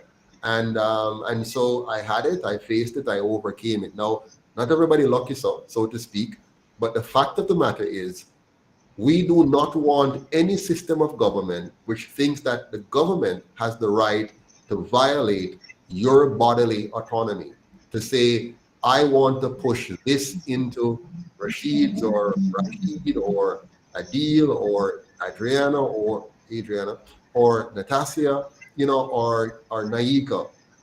I just find it reprehensible to think that any man should have that authority over another man. Remember, these guys are not gods, It's only God alone I would give the authority to dictate what goes into my body. And the last time I checked, I've never heard God dictating anything like that. You know, I've been on Earth now for 51 years, and he has never told me what to do. So, so it's amazing. But let's hear from Naika. Your thoughts: empower or mandate? Empower, definitely empower. And I must speak to something that Rashid said about the dictating part. Dictatorship will never work in any country, not to mention Jamaica, because we are a strong-minded set of people with some strong personalities, and we, as I think Natasha said, we are very stubborn. So when you're going to tell a person, "Oh, take this," but in the same breath, you're going to tell them, you take it, but it doesn't prevent you from getting it. Because truth and fact is, the results show that persons who take the vaccine, sometimes let's say they get COVID, they die just like the person who didn't take it and got it.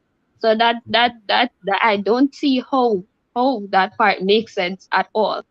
I think the most they should have done was maybe introduce it to people, advise persons, then give the people a choice whether they want to take it or not, right? Because when you make it mandatory, that's you. How would I say this now? That's you forcing or putting force on a person, and to even go to the length of telling a person that you won't have access to this unless you take that. That is just disgusting. I'm sorry, but that is horrible coming Well, from government. I hope we never have to go through that again. I hope we, the people. By the way, just so you know, after our march on September 22nd last year, that resulted in capping the number of persons injected with the vaccines to 20%. So, Jamaica, unlike many other countries, did not get to 67% injected.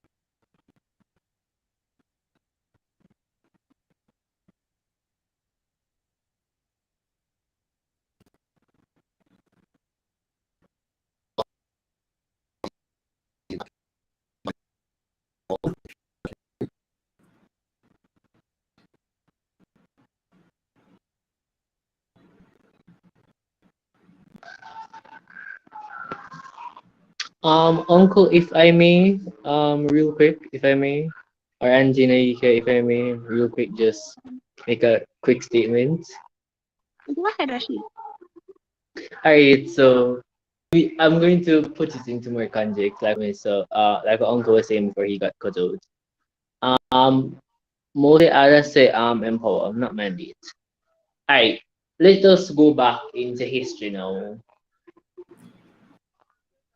Let's just go back around 2 years time, 2 years tops, right? When COVID just came in, everything was being mandated. Okay, am I back with you now, everyone? Can you hear me?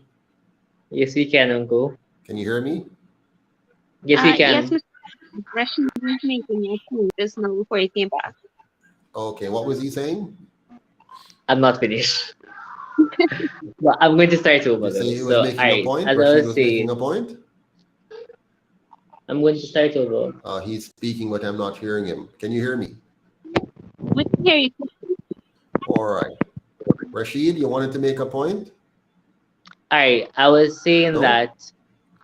All right. So let's now continue Uncle, on aren't to you the not next hearing me? segment of our news item, where we're going to discuss another piece of governance. Excuse me. Rashid is trying to talk. I don't know if we can hear him. Okay, Rashid, can Yeah, we hear Yeah. you? I'm hearing him, but I'm not sure why you're not hearing him. Oh, I'm not hearing him. Can I'm hearing. Go ahead, am I the Rashid. only? Okay. Alright, are you guys hearing me? I'm not sure what's happening. I'm not hearing him. I'm hearing Hi. you. Wow. That's interesting. Weird. So I'm not. everybody can hear Rashid except Mr. Pat. Okay, well, that's amazing. Oh, by the way, just so you know, our channel is not the most loved channel in. Okay. How is that? Can you, Rashid, say something? Let me see if I can hear you now. Are you hearing me? Yes, I can. Wow. We can. All right. Ooh. Well, here's the thing. You can all hear me, right? All of you can hear me? Loud and Yes. clear. Okay, Rashid, drop off and come back in for me, please. Let's see if that helps. So drop off and come back in, Rashid, please, and thanks. All right. So, by the way, there's a lot of people making comments online. Tons of comments. I can't even keep up with them. But for the most part, they are loving you guys. They think you guys are doing up. I mean, I'm quite impressed with all of you. You're just magnificent. So Jamaica is in good hands. I can die peacefully now. So, all right. Well, not right this minute, Adriana, but you know. All right. So let's take a look on what's another piece of the news, and then we will, pick up the discussion from there. There we go. Childhood education. More in this report. Despite not much funds being spent on early childhood education island-wide, one member of parliament has pledged to put emphasis on the early stages of development in the nation's children. MP for East Central St. James, Edmund Bartlett, says this renewed focus comes as the government tries to curb the country's high homicide rate. According to statistics from the Jamaica Constabulary Force, up to September 1, there were 1,018 murders. St. James recorded the majority of the cases with 138. Mr. Bartlett says those figures are troubling. So where have we failed? I think where we have not done enough is with early childhood. Because at the early childhood level, that's the start. That's the cradle of everything. That's how, we begin to form ideas, begin to develop, practices and absorb environmental, outcomes and begin to fashion who we become and who we are. He says he's seeking to make that change starting within his constituency. My next 25 years in terms of the program, God will help me to share some of that, maybe not all of it, but some, will be dedicated to building the early childhood elements. This will be done through the establishment of the second Center of Excellence in the island, with special focus on early childhood education. The East Central St. James MP says he's hoping to raise $1 million in a bid to start the project. I've set up a team already to look at it and to begin to engage partners to raise the necessary resources required for it. So the Shops of Rose Oil is going to be involved in the program, and we will continue to have the kitty. So hopefully contributions can be made at that, recognizing that this is now for a specific project, that we can watch its evolution and participate in the conclusion of its activities. He was speaking at the handing over of a check valued at $100,000 to the John Rawlings Success Primary School in his constituency recently. Cody Ann Barrett for TVJ News. All right, let's have a talk about this now. I hope you picked up on something very important. I won't tell you what it is. I'm going to see how bright you are. You're already proven enough that you're very, very bright. You guys are good. So if you don't get this one, it's okay. But I want to see who pick up on a very, very important point in this particular. Let me see. What's the main point for you, your main takeaway from this, Rashid Downer Jr.? What for you was the main point? Are you hearing me, Uncle? Yes, we can hear you now. Good. Tell us Good. one main point that you picked up from this, something you want to articulate as being the key point that you found in this piece a while ago. What was it? For me, and I said it last night, the promises. Why make promises you can't keep? This promise was made a long time ago. And up to this day, nothing has been said or done about it. So, the promises. And you're 15 years old, eh? 14, Uncle, not 15. 14. You're 14 years old, not even 15 yet. And you picked that up. Very good. That's not the one I'm looking for, but it's actually quite related. So let's see. Let's hear from Natasha. Did you pick up one? What was your major takeaway from this? Natasha? Okay, so my main takeaway is, are you hearing me? Yes, we can. Yes, so my main takeaway is the fact that children start, what's the word? Like developing from their early childhood. So like what goes on in their environment influences them on how they grow up. So if they grow in a bad environment, that is how they are gonna think. They're gonna think that is normal because that's how they grew up. So in the future, that is what's gonna be their norm. That's Yeah, very good, very good. Let's see what Rashid thinks. Well, as the previous voice stated, I just saw the whole trying to fix a problem that they kind of caused. I kind of see that they kind of ran into this kind of roadblock where, like, even the political or the quote unquote gods above us are starting to see that, oh, we need to make a change now, which is really long overdue. This has been said many times in the past. A lot of times they donated monies to school. I actually went to a primary school where they donated money and tried to uplift it. It did not go anywhere. I think that money probably spent off like really quick. So I think this is really just another circular history repeating itself. And the whole donation idea, I think if they didn't waste their money on other things that they shouldn't be using their money on, I think they would already have the money to start the project and not need donations to kind of kick it off. That's really the only thing I took from You know, you guys are too bright for me, you know, because that donate, that's not my main point, the donation, but I'm glad you picked up on it, because I was going to talk about the fact that why is it that they're now begging money for something that they have already taxed us to do? So they've taxed us to do it, and now they're still begging money to do it. But we're going to come back to that. Let me hear from Adriana. No? Well, what I picked up was mainly them talking about early childhood. So what's happening is that there's a lot of neglect for children.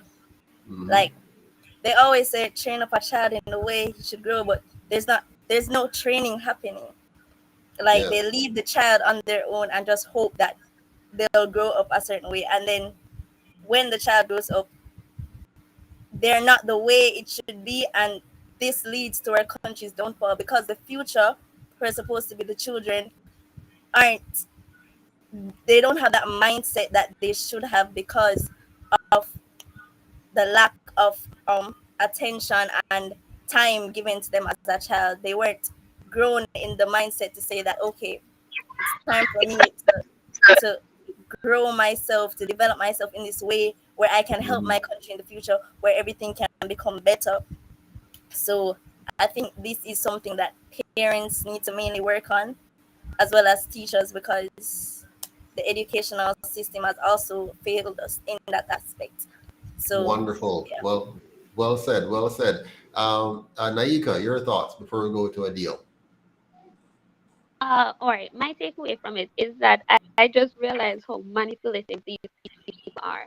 The fact that they can identify the issue and say, all right, then it starts from right here, and he even mentioned a solution to the problem, but then I know for a fact that they're not even going to implement the solution. Then they're going to come back on TV and say the same thing. We'll realize that this is 20 happening. years later. Then they even leave. All right. So they're finding solutions to the problem, right? But they're not implementing this, and when that issue escalates out of their control, they're going to come back here, say the same situation, identify the same problem when they can no longer do anything about it.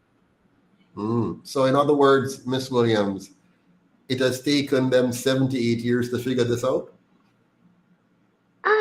I think they figured it out a long time, but it's taking them 78 years to really implement a solution to it. I'm being sarcastic. So basically, you know, what he's telling us is, now this guy that you're talking to, right? This guy here, Bartlett. Bartlett, right. He's a dinosaur in politics. He has been in politics long before any of you are ever even contemplated to be born. So he has been there forever. Like the current prime minister, who is 1 year younger than me, he has been in parliament for about 25 years now. Okay? Mr. Bartlett has been there before he was, long before the prime minister was there, he was there. So these guys should know all of this. But before I say more, let me hear from Adil.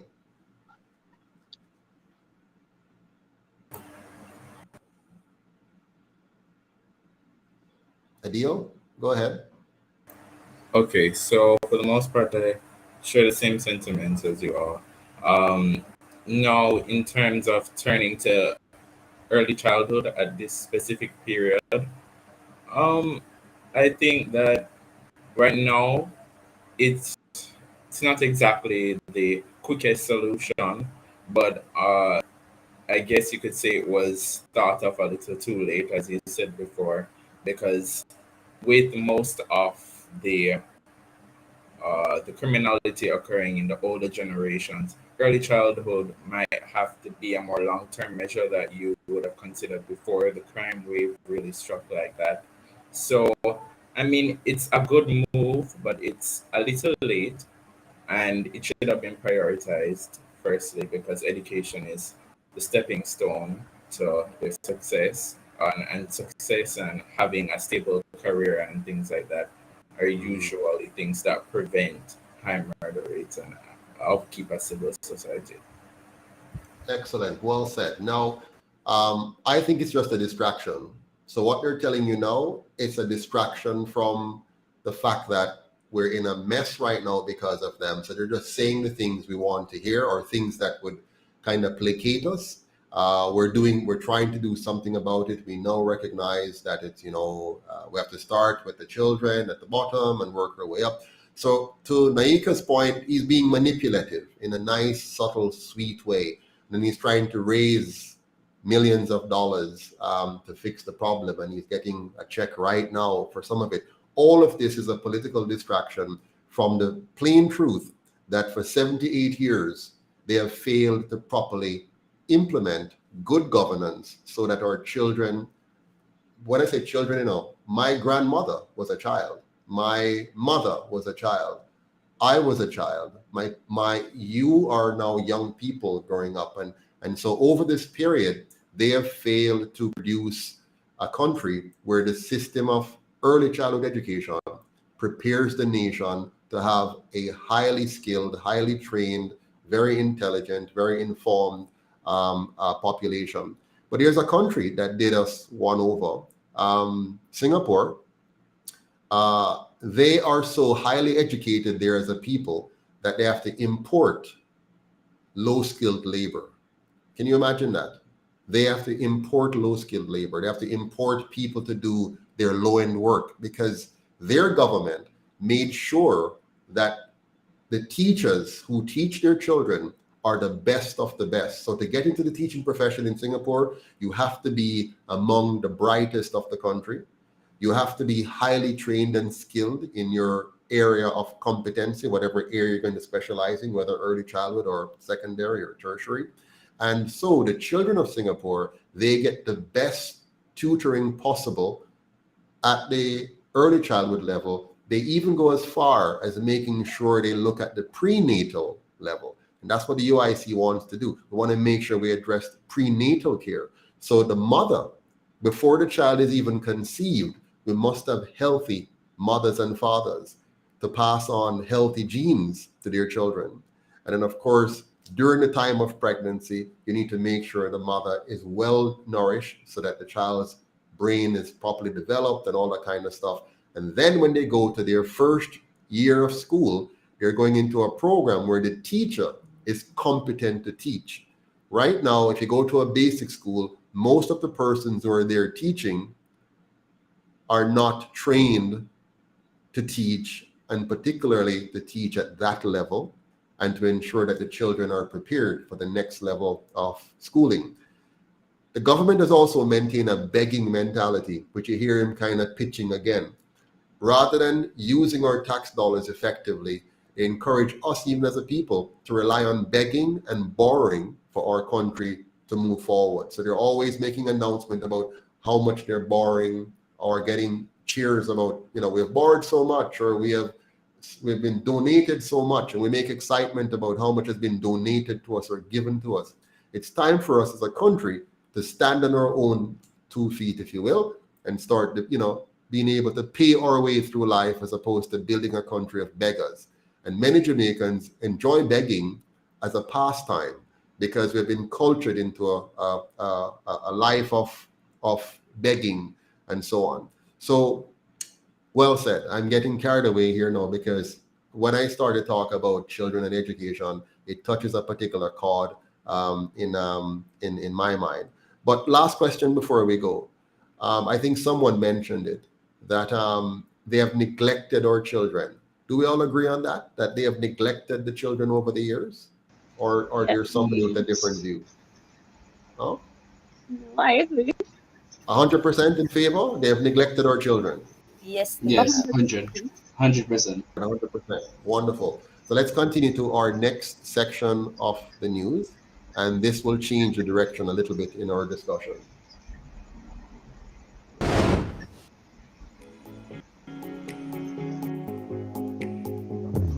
Technology, computers, and coding. Employees of the National Council on Technical and Vocational Education and Training, NCTVET, had a meeting with the Education Minister Favourable Williams this morning to address their grouses. Our news team was informed that following the meeting, some commitments were made. When we contacted the National Workers Union delegate at the NCTVET, Earl Samuels, he told us that the workers would be briefed on the outcome of the meeting, and our newsroom would be updated later on the decision of the staff. There is a renewed call for assistance to help farmers bolster the country's food security. It comes from members of Parliament this time who want greater focus to be put on farm roads. Details in this report. As the country moves to increase its agricultural production capacity, at least 2 members of Parliament are calling for increased assistance for farmers within their constituency. The call comes as the government seeks to become self-sufficient in a number of agricultural crops. 2 of those crops so far are Irish potatoes and onions. But while the farmers say they are up to the task, there's an urgent appeal for the roads in farming communities to be fixed. Minister, I am calling on you to speak to the Minister of Finance. The farmers are suffering from the bad road. We congratulate the government about the highways that they're doing, but the roads to carry to a yard, them bad. Can't bad no more. Mr. Spence, you said that rather feel look good. Don't rather feel look good. And in order for rather to look good, the farmers have to look good and feel good. St. Mary Western Member of Parliament Robert Montague is also calling for increased funding for farmers within the Guys Hill area. Guys Hill borders 3 constituencies, namely St. Mary Western, St. Anne Southeastern, and St. Catherine Northeastern. The farmers in this belt has never failed Jamaica because we produce over 60% of the Irish potato crop in the country in this Guys Hill belt. And we are committed in doing more. And Minister, we're not going to let you down. In the meantime, an assurance from the Rural Agricultural Development Authority, RADA, that there will be improvements in the sector. Winston Simpson is the acting CEO of RADA. We will seek to forge a better working relationship with our purveyors, our buyers.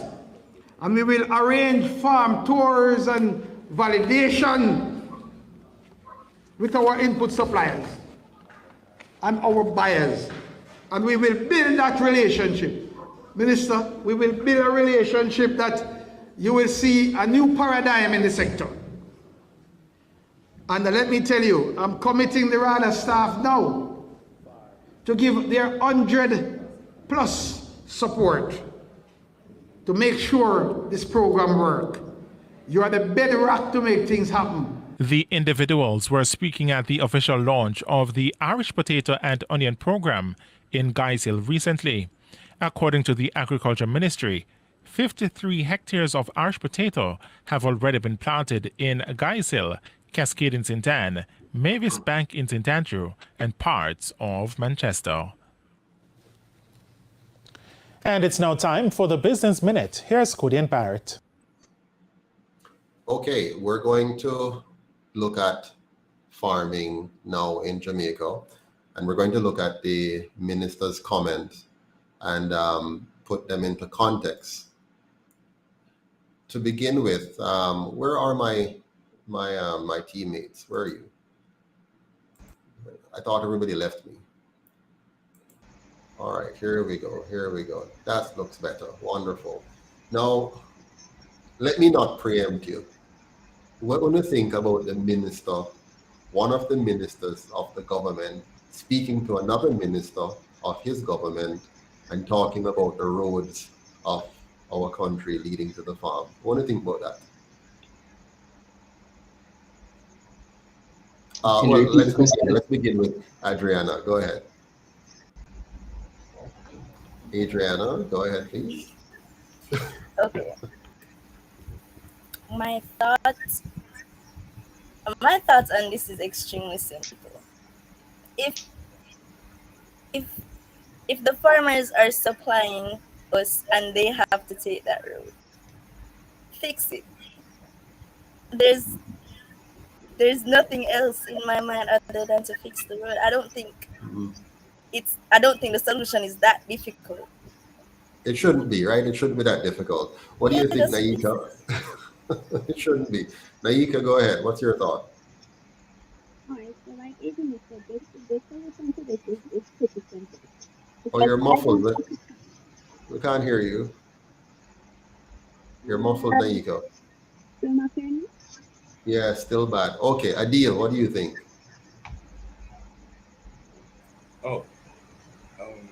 I think that in terms of Robert Montague perhaps addressing another minister that's on his side of parliament, I believe that, I guess, there should be less public, addressing in terms of him saying that to rally up the people, and I guess they should have more consensus between them within the government. They should have regular discussions about these kind of things and fixing the roads and develop systems in which they can all help each other. Adil, Sorry to interrupt you.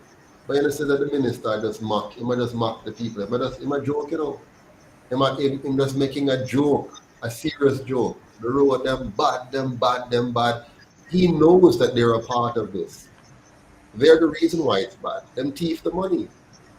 So when the money is supposed to go from the taxpayer to properly designing the road, properly building the road, and properly maintaining the road, the money didn't go for that because you gave the contract to somebody who is going to give you an overpriced contract, do a shoddy job, and thief the rest. So that's why our roads are the way they are. Because let's for simplicity's sake, Natasha, let's say for simplicity, it takes $100 to build a road properly. What the man do is give us a bill for $200. And instead of spending what he would have spent, which was 80% of the cost on building the road and 20% as profit, he spent less than 80% on the road, and then take the 20% profit plus an unearned profit because they've never designed it properly and they've never built it properly. You ever notice many of the roads, as soon as rain falls, a few things happen. You have a flood, or the road break away, or in no time a nice looking road is no longer drivable. Why is that? Because it was not designed properly, it was not built properly, and it was not maintained properly. A well properly designed asphalted road will last anywhere from 7 to 14 years. Properly built, designed properly. So what they're doing, they're actually laughing at us. The minister is actually making a joke at our expense, because I'm a joke with the minister. He's joking with his fellow minister in front of us on camera. It's in the road, them bad. He should be ashamed. He should not even want to come and say that with the kind of gesticulation and behavior which he has, because him take us for fool. Him take us for idiots. And the truth of the matter is, we are fools and we are idiots, because they've been able to do this over and over and over and over and over and over again for 78 years. But I digress too much. Rashid, what are your thoughts? Yes. Following what you said, yeah, it's actually kind of that, just a roundabout way, and them laughing in our faces, because there's no way that minister was standing with his back against all of that going on, and then suddenly turned around and just got envisioned with what happened. And which is sad, which this is the actually part that the kind of upsets me, is if you look at another sector such as tourism, any road that connects to a proper tourism destination is well built. It is properly built, and if you dare go to the place, they charge you a really huge fee. And during the summertime, I was supposed to go to one of these tourist destinations, and they actually charge the locals. They put the tourists over the locals. So if the tourist takes up more spots and there's no spots left, they will give the tourists the extra last spot that's left, other than the locals. So if you have an energy to fix the roads for our tourist sector, why not keep the same energy for our farming sector? Absolutely. Because I have family who lives in Mandeville, around Miketown, and it's not even a road at that point, it's a pathway. One road, as what they call it, can fit one car. If another car dares to come on the other way, they have to shift into a ditch and come back up. And that shouldn't be a thing. Because especially in farming, if you're trying to increase your exports and you want to increase profit in the country, then you should just fix it up for them so that they can be confident in their way. Because nobody wants somebody transporting their Irish potato or bananas from to and fro and it get crushed up because of some stone in the road. Absolutely. So it's really, really poor. And I can't believe this is actually a thing in Jamaica. I couldn't have said it any better. As a matter of fact, I'm coming to you next, Natasha. One of the policies of the UIC is to make all of Jamaica a tourist destination. And by that I mean, let's have an all-inclusive product that includes all 14 parishes, all 228 voting divisions, all 63 constituencies. Let's make the entire Jamaica a tourist destination, not for the tourists, but for us, the people. Let's make Jamaica a place that looks, feel, and smell like a tourist destination, but for we, the people. And then now it will increase our tourist traffic. And also, let's make sure the tourism product is community-based so that the tourists don't come and lock up in sandals all the time. They can now go right out into all of the communities, mix with the people, mingle with the people, enjoy the flavor and taste and entertainment and creativity and all that Jamaica has to offer, and spend the money with the people. Because when they go to the all-inclusive resort, what the all-inclusive resorts are doing, one, many of those resorts are owned by foreigners. Two, they import foreign products to serve the tourists. And three, because of those two things, most of the tourist dollar flows back out of the country and doesn't stay here. But when we build a local indigenous product that respects the Jamaican people and give them a country that raises their pride, raises their appreciation for living in this country, and causes the tourists to spend the money directly with them in their communities, then you're raising the quality of life for all Jamaicans, increasing the tourist industry and making us a more prosperous nation, because much of that money will then stay here. The farmers who produce here are feed them food we're going to eat, right? The entertainers that entertain here are feed them. And you know that in the all-inclusive, they even import entertainers. They push out some of our people and bring in entertainers who are singing reggae when they come from Jamaica. and then we come sing reggae in a fluid country. So all of these are problems. So basically, let me not say more. Natasha, what is your thoughts? What are your thoughts? Your turn, Natasha. Okay, so I believe that there can is everyone hearing me? Yes, we can. Okay, so I believe that there can and there should definitely be more done to fix the roads instead of spending the money on like unnecessary stuff or even pocketing the money. They should like use a portion of that to fix the roads, because not only does it affect the farmers, it also affects us civilians, us Jamaicans, and it is very dangerous because bad roads are very dangerous. Can I share a experience? Yes, please. So Go ahead. I was driving through Westmoreland like 2 weeks ago, and then all of a sudden the car started jerking, and my dad's car was slightly damaged because of the condition of the roads. And I believe that that is very unsafe, and it just causes unnecessary amount of stress and money spent to fix the car when they could have just fixed the roads. You are so right, Natasha, because they don't tell us this on the news, but many of the road fatalities are caused by the government on two levels. Level number one, the government fails to have an effective licensing program to drive.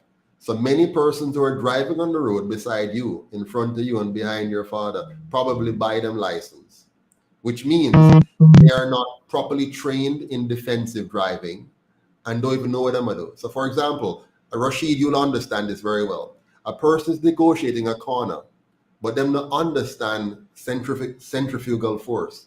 Them not understand friction. Them not understand what I'm going to do. And so when they turn the corner, them go out of control and they kill themselves maybe and kill other people too. Now, suppose that person was properly educated in a school system where they would have learned the basics of science and can apply that to their driving. That's one. Two, suppose they had to really pass a driving test that demonstrate competencies and understanding how a motor vehicle works and how to drive and how to respect the road code. By the way, many road signs are missing. Say, taking a corner, you don't have anything to tell you what is the best speed to be using to negotiate the corner. Road signs, you don't know the names of roads in some areas, you can't see anything. So you try to look and see whatever, and you're crashing on somebody else. So a lot of the problems we have in Jamaica is not that the people are bad, is that the government makes them bad. Because if the licensing process isn't working, if the street signs aren't there or appropriate, if the street names aren't there to make life easier for you, and then worst of all, if you can't drive without looking for potholes, then you're gonna have a problem. I cannot take my eye off the road to look properly for a sign because I have to worry about the next pothole in front of me. And on top of that now, on top of all of that, look what happened now. I pay for registration and fitness, and when I drive, I see a person in front of me I drive. There's no way a theme car can fit. No way. When I look at the piece of junk in front of me, there's no way that can be fit and proper to be on the road. But me, I have to pay my fitness and go through. Now, what they do now, they're now causing me to think, wait a minute, why am I a fool? Why am I doing things the normal way when so many people are getting away with corruption? So they push more people into corruption because of that, okay? And worst of all, when you have to dodge a pothole on a very narrow road, chances are a collision is very likely. And then when you have the collision, now the government come and say, drivers, you need to behave yourself and drive properly. I know we have bad drivers, whole heap of them, whole heap of bad drivers, but we have an even badder government. You understand? They are worse than the drivers because they have created the conditions that have made it unsafe to drive on our roads by not having proper licensing, not having proper roads, and not ensuring that we have proper guides on those roads. Then even have areas where the bridge, right down the road from me, the bridge will fall down. I've watched it now tearing us apart for 10 years. Every year another piece of it drop off.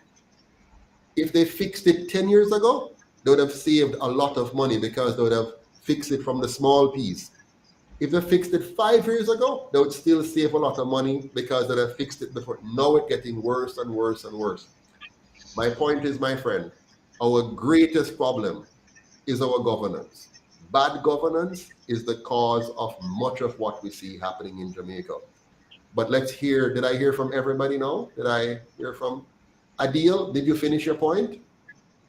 Just want to make sure. Adil, were you, because I did cut into you. Yes, I did. You did, eh? Okay, wonderful. All right. So my friends, I've kept you long enough. We should have finished at 1 hour and 30 minutes. We're now up at the 2-hour mark. I'm going to give all of you a closing statement based on what you have discussed here today. What would you like to leave with your listeners and viewers? What would you like to say to them about this talk that you have had with us here tonight? Any final parting thought? I will begin with the ladies first and the gentlemen afterwards. Let's begin with Naiko. Naiko, what are your final thoughts on the matters, or any point you want to make before you go? Sure. You can hear me clearly now, right? Loud and clear. Okay, so I guess from this discussion that we've had, the audience can very well point out, even though they may have done it before, but they're better able now to point out the issues that we're actually facing, and realizing that the government is actually paying attention or prioritizing the wrong issues while leaving the real issues at hand to escalate out of control, which is why we're actually in. So my encouragement for UIC. Sorry, say that again. You got distorted for the last second. No, I'm saying I'm just encouraging everybody to vote UIC. Okay, thank you very much for that. Quite the plug there. All right, let's hear from Adriana. Okay, so I agree with Naika, where she says that the government is prioritizing the wrong things. I still believe that there are more complaints than solutions. And my advice is, adults, it starts with your children. So we start there, you grow them the correct way, and we'll have a much better country. Wonderful. And we have to make sure those who train the parents train them well. So the parents were the children, you know. And so the bad trained children become the bad parents. And then train bad children. So, so let's hear from Natasha. What are your thoughts? Closing thoughts. I agree with Adriana, because as we all know, children are the future to our society. So if we grow the children in a malicious way, then when they're adults, that's going to be normal to them, and then that's how our economy is going to go forward, and it would just not be getting better. And also, I believe that the government can do more for the country and for the people of the country, because it seems as if they're not really prioritizing the country, but they're prioritizing themselves. And instead of just telling us about it and just speaking on it, they should find a way to have more solutions and ways to fix the problem. Well said. I can tell you something. One of the problems we have here is that to get rich in Jamaica, you normally have to become a politician, or you leave the country. So you, Miss Natasha, lovely young lady that you are, who will one day become a neurosurgeon, it's very likely that when I hear from, or if I ever run into you guys again, let's say 5 years from now, you will not be in Jamaica. You'll be in another country working, not because you want to be, but because you are likely to find out that Jamaica does not offer you the opportunity that you wanted to offer you, which is really sad. And I'm hoping that somehow, before that time comes, many of us adults in Jamaica will make the right decisions to secure for you a better future. So let's now hear from Adil, your thoughts. Okay, so I believe that Jamaica is faced with an array of issues right now. You have stemming from violence to a lot of systemic issues, which causes like disruption and stuff. So right now, with the situation Jamaica is in, Jamaica just The government, they have to keep, they have to balance situations in which they address situations from the root, and they address the situation as it is. They need to have solutions for very difficult problems, and they need to have solutions that will help the people now. So that may be a very difficult balancing process for them, but I believe that with consultation of the people and with great interest, that they should work towards bettering the situation. Wonderful. You know what I take away from what you just said a while ago, Adil? Jamaica is not a poor country. It is just a poorly run country with a system of governance designed to create more poor people than otherwise. But thank you for that. Rashid, your thoughts? Yes. To leave with the people as a final conclusion, I would really say to carry on with life with think before you act mentality. Not everything you have to fall into the norm of acting upon violence, upon just reasoning with the person and kind of finding a middle ground. Also, as everyone said, children are the future. We need to kind of educate the children on better things and not indoctrinate them on this violence with music and stuff like that. Let them think for their own and grow them to think for their own, to be exposed to such materials and still be able to not fall under that category, because we can't change the world, but we can change our people. And I think that's the only thought I could leave with. Well said, well said. On behalf of everybody here that's watching, I want to thank each and every one of you for being here tonight. You have been excellent presenters. You have contributed well. You give me hope. You give all of Jamaica hope. And I look forward to seeing each and every one of you in some form of leadership in Jamaica, not in the future, but right now. Be a leader today. You're being that. Just by being here, you're beginning to lead your peers in how to think, why they need to think, and the importance of not taking Jamaica for granted. Jamaica is what we make of it. Let's make it big. One night.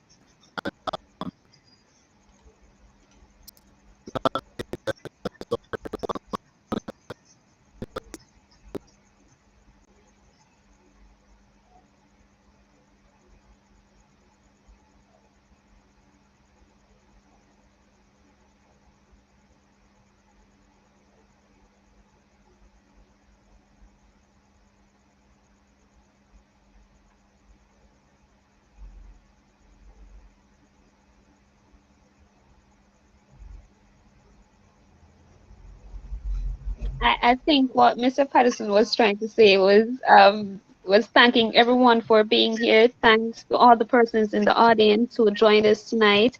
And don't forget to share the live, leave a like and comment as well. Thank you so much for being here with us again. Have a good night.